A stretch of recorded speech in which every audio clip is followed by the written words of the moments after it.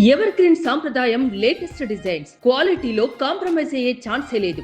Ambati silks Vijayawada.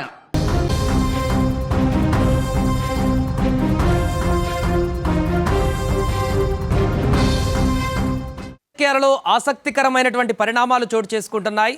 So ఈరోజు ఉదయం అసెంబ్లీలో విజయ్తో పాటుగా గెలిచినటువంటి ఎమ్మెల్యేలందరూ కూడా ప్రమాణ స్వీకారం చేసిన తర్వాత తాజాగా స్టాలిన్, మాజీ ముఖ్యమంత్రి స్టాలిన్ ఇంటికి ముఖ్యమంత్రి విజయ్ వెళ్లడము ఆసక్తికరమైనటువంటి పరిణామంగా మారింది. తమిళ రాజకీయాలు మొత్తం కూడా ఇప్పుడు స్టాలిన్ ఇంటికి విజయ్ వెళ్ళినటువంటి సందర్భం పైన చర్చించుకుంటున్నాయి. ఎందుకంటే నిన్న ఆల్రెడీ సీఎంగా ప్రమాణ స్వీకారం చేసిన తర్వాత విజయ్కి స్టాలిన్కి రివర్స్ కౌంటర్ అటాక్ అన్నట్టుగా కొంత ఆ యొక్క పరిస్థితి కనిపించింది. హీట్ వాతావరణం, ఎందుకంటే ఖజానా ఖాళీ చేశారు డిఎంకే ప్రభుత్వం అంటూ విజయ్ కామెంట్లు చేయడం, దానికి కౌంటర్గా అటు మాజీ ముఖ్యమంత్రి స్టాలిన్ కూడా ఖజానా ఖాళీ కాదు, మేము నిబంధనల మేరకే అప్పు చేయడం జరిగింది, అండ్ కరోనా విపత్కర లాంటి పరిస్థితుల్లో కూడా తమిళనాడులో ఉన్నటువంటి సంక్షేమ పథకాలను ఎక్కడా కూడా మేము వెనకడుగు వేయలేదు, పూర్తిగా అందించాము, కేంద్రం నుంచి సహకారం అందించకపోయినా కూడా పర్ఫెక్ట్గా ప్రభుత్వ పాలన యంత్రాంగాన్ని ముందుకు తీసుకెళ్లామంటూ కూడా కౌంటర్ ఇవ్వడం జరిగింది స్టాలిన్. ఇలాంటి ఉత్కంఠమైనటువంటి పరిస్థితుల్లో ఈరోజు నేరుగా ముఖ్యమంత్రి విజయ్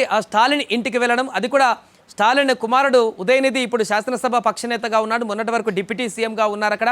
సో ఇప్పుడు డిఎంకేకి శాసనసభ పక్షనేతగా ప్రతిపక్ష నేతగా ఇప్పుడు వ్యవహరిస్తున్నాడు. అసెంబ్లీలో ప్రమాణం చేసిన తర్వాత వీరిద్దరూ అక్కడ ఇంటికి వెళ్ళినటువంటి ఉదయనిధి నేరుగా బయటకు వెళ్ళి విజయ్ని ఆహ్వానించి బయట నుంచి ఇంట్లో వరకు దగ్గరుండి విజయ్ని ఇంట్లోకి తీసుకువెళ్ళినటువంటి దృశ్యాలు ఇప్పుడు సోషల్ మీడియాలో తెగ వైరల్ అవుతున్నాయి. ఆ తర్వాత ఇంట్లోకి వెళ్ళిన తర్వాత స్టాలిన్తో భేటీ అయ్యి కాసేపు ముచ్చటించడం జరిగింది విజయ్. ఎందుకంటే విజయ్కి మొదటిసారి ముఖ్యమంత్రి అవుతున్నాడు. అంతకుముందు శాసనసభలో ఎమ్మెల్యేగా కానీ ఎంపీగా కానీ ఇంకా ఎలాంటి రాజకీయపరమైనటువంటి అనుభవం లేనటువంటి వ్యక్తి విజయ్. హీరోగా తప్ప పొలిటికల్గా ఇంతవరకు ఎలాంటి ఎక్స్పీరియన్స్ లేనటువంటి వ్యక్తి మొదటి టైమే ముఖ్యమంత్రిగా అవ్వడం, ప్రభుత్వం మొత్తం కూడా తన చేతుల్లోకి రావడం అనేది తనకు ఖచ్చితంగా ఆ ఎక్స్పీరియన్స్ లేనటువంటి విషయం అయితే స్పష్టంగా మనకు చిన్న చిన్న విషయాల వల్ల అర్థమైపోతుంది. కాబట్టి విజయ్ ఇలా రాజకీయ పరిణామాలన్నింటినీ తెలుసుకొని ముందు జాగ్రత్తగా అందరినీ కలుపుకొని వెళ్ళేటువంటి దిశగా అడుగులు వేస్తున్నట్టుగా రాజకీయ విశ్లేషకులు చెప్తున్నారు. ఎందుకంటే ప్రధానమైనటువంటి ప్రతిపక్ష నేత ఇప్పుడు డిఎంకే పార్టీనే.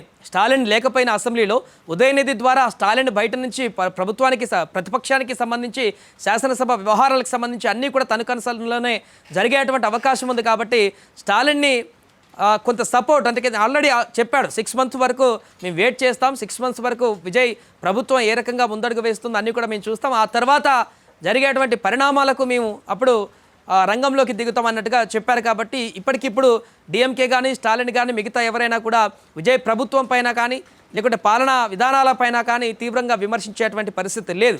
కాబట్టి ఈ యొక్క కొద్ది కాలం విజయ్ కూడా ప్రభుత్వానికి సంబంధించినటువంటి అన్ని వివరాలు అర్థం కావడానికి, పాలనాపరమైనటువంటి విధానాలను తెలుసుకోవడానికి కొంత టైం కూడా పడుతుంది. కాబట్టి సో ఇలాంటి స్టాలిన్ లాంటి ఎక్స్పీరియన్స్ ఉన్నటువంటి వ్యక్తులు, అండ్ అలాగే ఇప్పుడు డిఎంకే కూడా పార్టీకి సంబంధించే కాకుండా ఎండీకే కూడా పార్టీని వైరా నేతను కూడా వైగోను కూడా కలిసేటువంటి అవకాశం ఉన్నట్టుగా తెలుస్తుంది.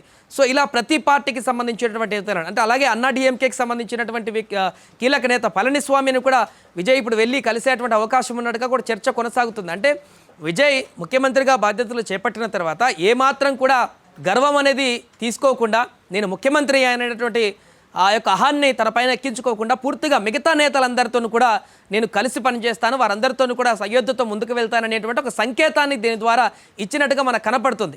ఆల్రెడీ నిన్న తను చేసినటువంటి ఒక కామెంట్కి వెంటనే స్టాలిన్ నుంచి వచ్చినటువంటి రియాక్షన్ చూడడం జరిగింది. ఈ నేపథ్యంలో కొద్ది రోజుల వరకు, కొంతకాలం వరకు ఎలాంటి ఇబ్బందులు లేకుండా విజయ్ ప్రభుత్వానికి, పాలనా యంత్రాంగానికి, తను చేసేటువంటి పనులకు మేనిఫెస్టోలో చాలా విషయాలని అమలు చేస్తామని చెప్పారు. కాబట్టి వాటన్నిటిని అమలు చేయడానికి కొంత సమయం పడుతుంది. కాబట్టి ఈ సమయంలో అంతా సెట్ బ్యాక్ చేసుకొని ప్రభుత్వానికి సంబంధించినటువంటి ఎన్ని నిధులు ఉన్నాయి, ఏ బడ్జెట్లో ఆర్థికపరమైనటువంటి అంశాలు ఏ రకంగా ఉన్నాయి, ఆయన ఇచ్చినటువంటి మేనిఫెస్టోని ఎలా భర్తీ చేయాలి, ఒక్కొక్క దానికి ఏ రకంగా షెడ్యూల్ చేయాలి, వీటన్నిటిపైన సెర్చ్ చేయడానికే విజయ్కి చాలా సమయం పట్టేటువంటి అవకాశం ఉంది. కాబట్టి ఈలోపు రాజకీయపరమైనటువంటి ఇబ్బందులు రాకుండా ప్రతిపక్షాల నుంచి, విపక్షాల నుంచి, తనకు మద్దతు తెలిపినటువంటి పార్టీల నుంచి కూడా ఎలాంటి ఇబ్బందులు రాకుండా ఉండేందుకు ఒక పాజిటివ్ వైబ్రేషన్ని తీసుకురావడానికి విజయ్ అందరి దగ్గరికి వెళ్ళి స్వయంగా తనే ముఖ్యమంత్రి అయినప్పటికీ కూడా ఎలాంటి భేదాభిప్రాయాలు లేకుండా వారందరి దగ్గరికి వెళ్ళడానికి ప్రయత్నం చేస్తున్నట్టుగా కనపడుతుంది. ఒక స్టాలిన్నే కాదు, ఇప్పుడు మాజీ ముఖ్యమంత్రి స్టాలిన్కి మొదటి ప్రియారిటీ ఇచ్చి ఇప్పుడు వారి ఇంటికి వెళ్ళి కలిసి అక్కడ శాలువాలు కూడా కప్పడం జరిగింది. స్టాలిన్ అక్కడికి వచ్చినటువంటి సందర్భంలో ముఖ్యమంత్రిగా ఇక్కడ పాలన పరమైనటువంటి విషయాలు తీసుకునేటువంటి నేపథ్యంలో ఆయనకు శుభాభినందనలు కూడా తెలిపారు. సో ముందుకు ప్రభుత్వాన్ని సక్సెస్ఫుల్గా తీసుకుపోవాలంటూ కూడా కొంత కంగ్రాచులేషన్స్ కూడా చెప్పడం జరిగింది. ఆ తర్వాత విజయ్ మాట్లాడుకున్నట్టుగా తెలుస్తుంది. అంటే రాష్ట్రానికి సంబంధించినటువంటి పరిణామాలు, రాజకీయ పరిణామాలను ఏం మాట్లాడుకున్నారో తెలియదు, కానీ లేకుంటే కొంత సజెషన్లు కూడా తీసుకుని ఉండొచ్చు. ఎందుకంటే స్టాలిన్ చాలా సీనియర్ నేత, శాసనసభలో చాలా సంవత్సరాల నుంచి ఉన్నారు, ముఖ్యమంత్రిగా కూడా పనిచేసినటువంటి వ్యక్తి. రాష్ట్రానికి సంబంధించిన అన్ని ఆర్థిక పరిస్థితులు కానీ, వ్యవస్థలకు సంబంధించిన అన్ని వివరాలు కూడా తనకు తెలుసు. అలాగే దేశ రాజకీయాలకు సంబంధించి తమిళనాడు పాత్ర ఏంటనేది కూడా తను ఇప్పటివరకు చేసినటువంటి ఆ ఎక్స్పీరియన్స్ అంతా కూడా కొంత అడిగి తెలుసుకోవడానికి వెళ్ళారో, లేకుంటే ఈ కొద్ది రోజుల వరకు తనకు ఎలాంటి మద్దతు ఇవ్వడానికి సిద్ధంగా ఉన్నారో, లేకుంటే ఎలాంటి డిస్టర్బెన్స్ లేకుండా ముందుకు వెళ్ళడానికి సహకరించాలని కోరారో, ఏం జరిగిందో తెలియదు. కానీ ఆల్ ఆఫ్ సడన్గా వెంటనే అసెంబ్లీలో ఎమ్మెల్యేగా ప్రమాణం చేసినటువంటి వెంటనే విజయ్ స్టాలిన్ దగ్గరికి నేరుగా వెళ్ళి ఈ యొక్క భేటీ కలవడం అనేది సర్వత్రా రాజకీయ ఉత్కంఠకు దారితీసింది తమిళనాడులో. ఇప్పుడు మిగతా నేతలను కూడా కలవబోతున్నట్టుగా తెలుస్తుంది. దీంతో తమిళనాడు రాజకీయాల్లో ఒక కొత్త దారులకు బీటలు వేసినట్టుగా కనపడుతుంది విజయ్. ఎందుకంటే గతంలో ఎవరు కూడా ఇలాంటి ప్రయత్నాలకు చేయలేదు. గతంలో డిఎంకే, అన్నా డిఎంకే అయితే ఒక రకంగా రాజకీయాల్లో కాదు, పర్సనల్గా వ్యక్తిగతంగా కొట్లాడుకునేటువంటి పరిస్థితికి వచ్చేది. జయలలిత గారు ఉన్నప్పుడు కానీ, అంతకుముందు కరుణానిధి గారు ఉన్నప్పుడు కానీ వీరు రాజకీయంగానే కాకుండా పర్సనల్ కూడా శత్రువులాగా ఉండేటువంటి పరిస్థితి కొన్ని సందర్భాలలో వచ్చేది. అసెంబ్లీలో జయలలిత గారికి ఎదురైనటువంటి అవమానాలు, ఆ తర్వాత కరుణానిధి అరెస్ట్, ఇలాంటివి ఇవన్నీ కూడా పొలిటికల్గా చాలా పర్సనల్ కూడా హీట్ వాతావరణాన్ని క్రియేట్ చేశాయి తమిళనాడు రాజకీయాలలో. కానీ ఇప్పుడు వాటన్నిటికీ స్వస్తి పలికే విధంగా రాష్ట్ర అభివృద్ధి లక్ష్యంగా రాష్ట్రాన్ని ముందుకు తీసుకువెళ్ళడానికి అక్కడ ఉన్నటువంటి రాజకీయ పార్టీలు రాజకీయం వరకే పరిమితం కావాలి, మిగతా అన్ని విషయాల్లో కూడా అందరూ కలిసికట్టుగా ముందుకు మద్దతుగా వెళ్ళాలనేటువంటి ఒక కొత్త వరవడికి విజయ్ ఇప్పుడు తెర తీస్తున్నట్టుగా కనపడుతుంది. రాజకీయ విశ్లేషకులు కూడా అదే చెప్తున్నారు. డిఎంకేకి ఒక లైన్ ఉండొచ్చు, అన్నా డిఎంకే ఒక లైన్ ఉండొచ్చు, టీవీకి ఒక లైన్ ఉండవచ్చు, కానీ ఓవరాల్గా ప్రభుత్వ పాలనకు సంబంధించినటువంటి అంశం, తమిళనాడు రాష్ట్ర భవిష్యత్తుకు సంబంధించినటువంటి అంశం ఏదైనా కూడా కలిసి మద్దతు తెలిపేటువంటి విధంగా ముందుకు వెళ్ళేలా ఈ యొక్క కొత్త ఎత్తుగడతో విజయ్ ముందుకు వెళ్తున్నట్టుగా తెలుస్తుంది. ఏదేమైనా ఇక్కడ తమిళనాడులో జరుగుతున్నటువంటి రాజకీయ పరిణామాలు అయితే ఒక్కసారిగా ఇప్పుడు సోషల్ మీడియాలో హైలైట్గా మారుతున్నాయి. రోజు రోజుకు మారిపోతున్నటువంటి రాజకీయ పరిణామాలు, విజయ్ తీసుకుంటున్నటువంటి నిర్ణయాలు, తను వేస్తున్నటువంటి అడుగులు చాలా ఆసక్తికరంగా మారాయి. ప్రస్తుతం స్టాలిన్ని భేటీ అయినటువంటి వార్త మాత్రము ట్రెండింగ్గా మారింది.